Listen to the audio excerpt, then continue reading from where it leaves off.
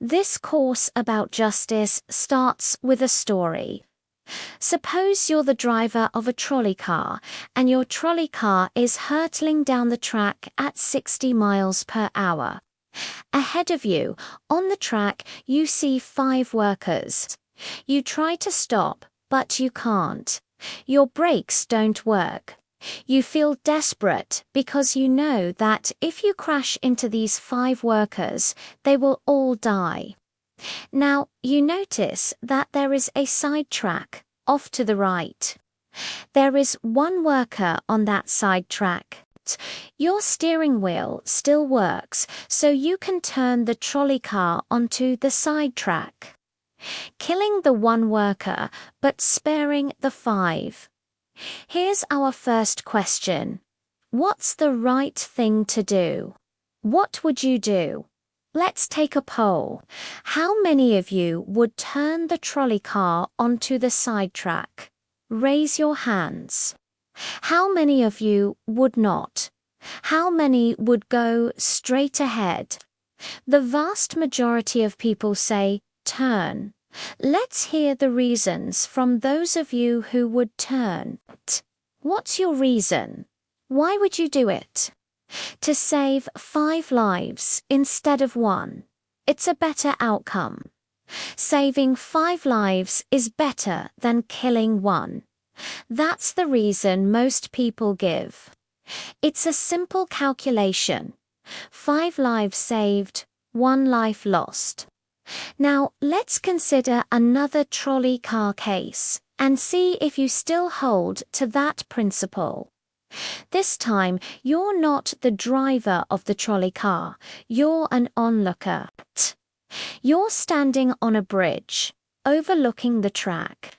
Down the track comes a trolley car. On the track at the end are 5 workers. The brakes don't work. The trolley is about to crash into the 5 workers. You feel helpless to do anything until you notice, standing next to you, leaning over the bridge, is a very large man. You could give him a shove. He would fall over the bridge onto the track, right in the way of the trolley car. He would die, but he would spare the 5.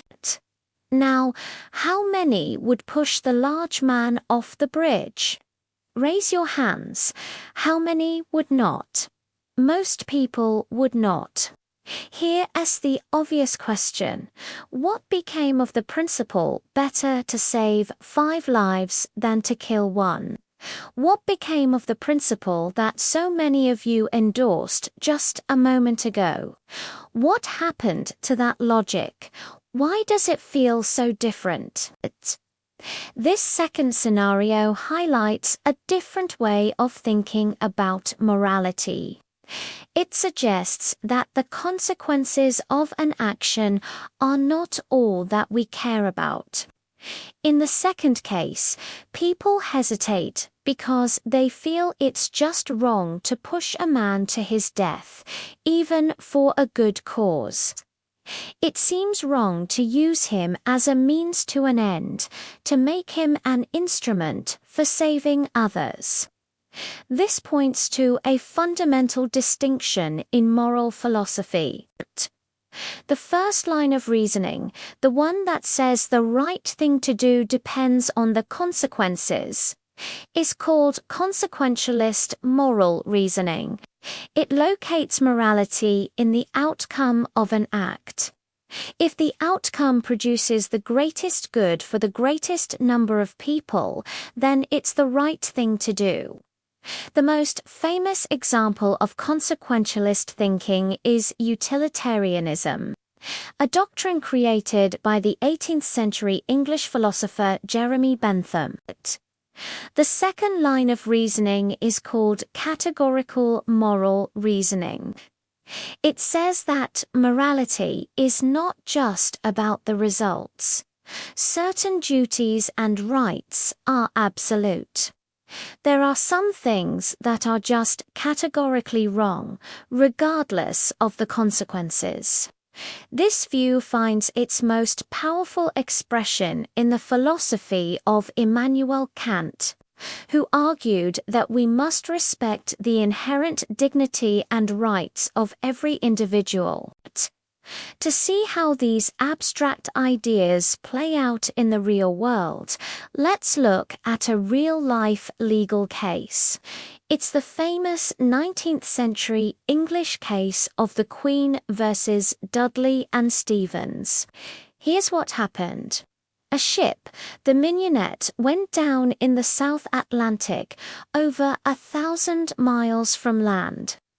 There were 4 crew members who survived: Dudley, the captain; Stephens, the first mate; Brooks, a sailor; and Richard Parker, the 17-year-old cabin boy.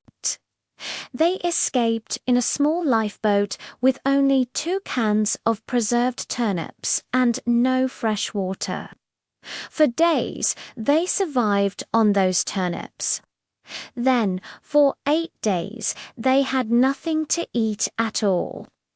By this point, Richard Parker, the cabin boy, was terribly ill. He had drunk seawater against the advice of the others and was lying in the corner of the boat, seemingly close to death. With no rescue in sight, Dudley, the captain, proposed a desperate plan. He suggested they should draw lots to decide who would be sacrificed to save the rest. Brooks, the sailor, refused. He didn't like the idea of a lottery, but Dudley and Stephens didn't wait. They decided that since Parker was already weak and had no family waiting for him, he should be the one. Dudley said a prayer, told the boy his time had come, and then killed him with a penknife. For 4 days, the 3 remaining men fed on the body and blood of the cabin boy.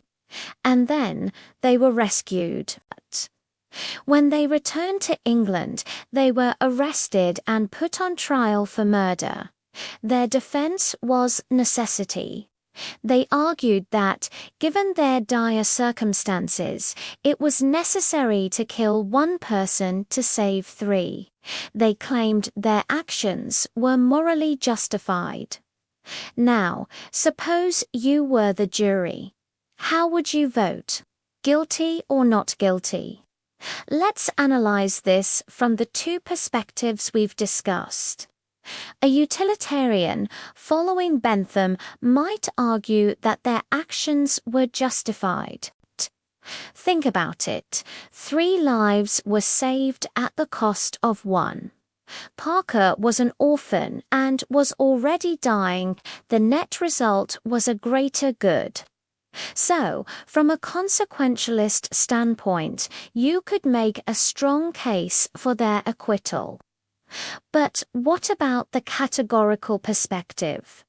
From this viewpoint, murder is murder. It's fundamentally wrong to kill an innocent person, regardless of the situation or the benefits that might follow. It violates a basic human right, the right to life. You can't just use another person's body as a resource, even if it saves others. This case forces us to confront some very difficult questions. Does the need to survive justify taking an innocent life? Is it ever morally permissible to use a human being as a mere instrument for the survival of others? And what about consent? What if Richard Parker had agreed to the lottery? What if he had consented to being sacrificed? Would that have made it morally acceptable? These are the kinds of questions that make justice so complex. Can we really put a price on human life, or measure it in a simple cost-benefit analysis? Throughout this journey, we're going to explore these 2 rival approaches to justice. We'll read the works of great philosophers like Bentham, Kant, Aristotle, John Locke, and John Stuart Mill. We'll also connect their ideas to contemporary debates about politics and low-from debates about economic inequality and affirmative action to questions about free speech and individual rights. But I have to give you a warning.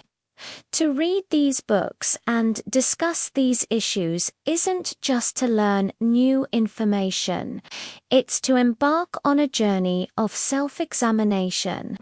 Philosophy teaches us by unsettling us. It takes what we think we know, our familiar assumptions and settled beliefs, and makes it strange. It forces us to see the world in a new light. And once the familiar turns strange, it's never quite the same again.